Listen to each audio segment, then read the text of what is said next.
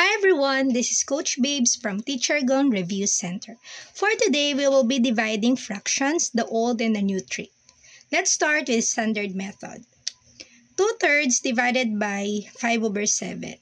We have to change this into the reciprocal, which is 7 over 5.